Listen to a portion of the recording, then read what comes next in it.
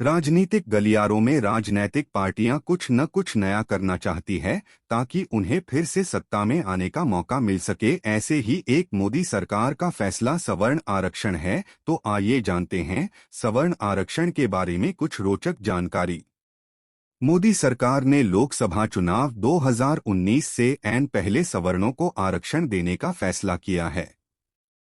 ये आरक्षण आर्थिक रूप से कमजोर लोगों को दिया जाएगा। केंद्र सरकार के इस फैसले से जुड़े हर सवाल का जवाब यहां जानें। नरेंद्र मोदी सरकार ने सामान्य वर्ग को आर्थिक आधार पर 10% आरक्षण देकर ऐतिहासिक निर्णय किया। लोकसभा चुनाव से ऐन पहले सरकार द्वारा आर्थिक आधार पर गरीब सवर्णों को सरकारी नौकरी और शिक्षा के क्षेत्र में 10% आरक्षण दिया गया। विपक्ष ने सरकार के इस फैसले को सिर्फ एक चुनावी दांव बताया है, जबकि भारतीय जनता पार्टी और सरकार ने इसे ऐतिहासिक कदम करार दिया है।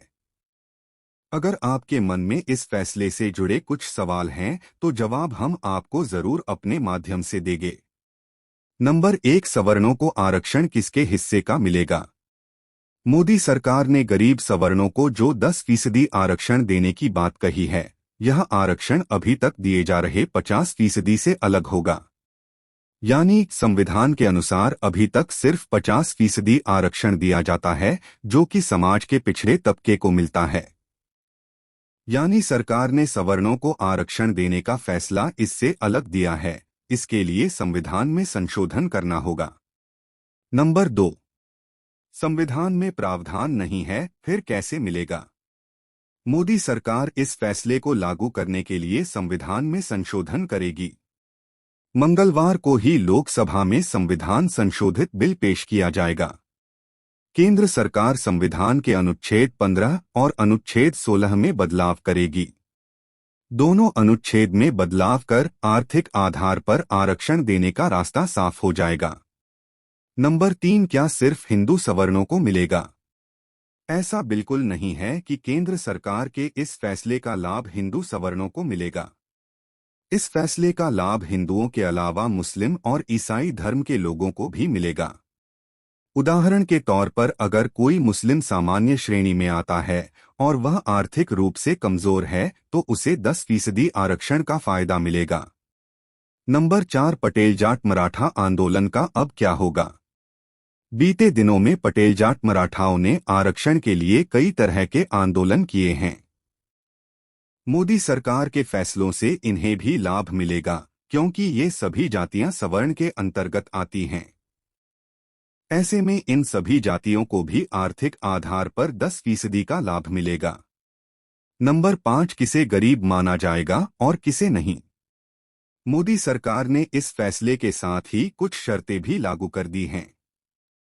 इस फैसले के तहत जिनकी आय 8 लाख रुपए सालाना से कम हो, उन्हें इस फैसले का लाभ मिलेगा। इसके अलावा जिसके पास 5 हेक्टेयर से कम की जमीन होगी, उन्हें भी 10% आरक्षण का लाभ मिलेगा।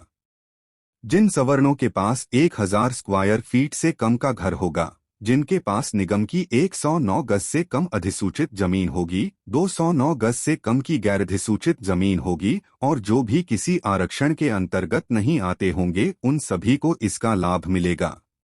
नंबर 6, क्या कोर्ट में सरकार का ये दांव टिक पाएगा? दरअसल संविधान के अनुसार आरक्षण सिर्फ सामाजिक असमानता के आधार पर दिया जाता है, यानी आर्थिक आधार पर मिलने वाला आरक्षण गैर संवैधानिक है। कई राज्य सरकारों ने आर्थिक आधार पर आरक्षण देने की कोशिश की है, लेकिन जब मामला कोर्ट में जाता है तो गैर संवैधानिक होने के आधार पर खारिज कर दिया जाता गया है। ऐसे में केंद्र सरकार के सामने संविधान में संशोधन करने की चुनौती होगी। नंबर 7, किन नौकरियों में ये आरक्षण मिलेगा? केंद्र, राज्य या निगमों की? मोदी सरकार का ये लाभ सरकारी नौकरियों और शिक्षा के क्षेत्र में मिलेगा। मोदी सरकार का ये फैसला पूरे देश में लागू होगा। ऐसे में जिन क्षेत्रों में आरक्षण का प्रावधान है, उसमें केंद्र, राज्य और निगम की नौकरी में इस फैसले का लाभ सीधे तौर पर मिलेगा। नंबर 8, क्या राज्य भी दे सकेंगे ऐसा आरक्षण? पिछले कुछ समय में राज्य सरकारों ने जब भी आर्थिक आधार पर आरक्षण देने की कोशिश की है, तो कोर्ट ने उसे गैरकानूनी करार दिया है। ऐसे में अगर अब इसको लेकर संविधान में संशोधन किया जाता है तो फिर राज्य सरकारों के लिए 50% से अलग आरक्षण देने का रास्ता खुल सकता है।